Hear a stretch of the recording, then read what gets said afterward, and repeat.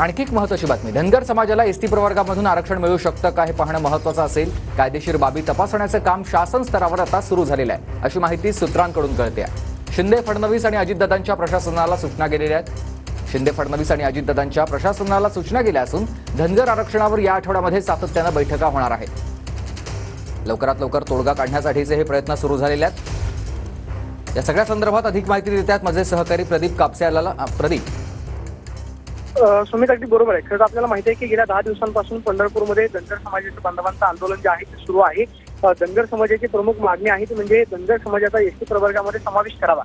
त्यासाठी खरं तर जे आंदोलन केलं जाते त्या आंदोलनाची दखल जी आहे ती आता शासन स्तरावरती घेतली जाते।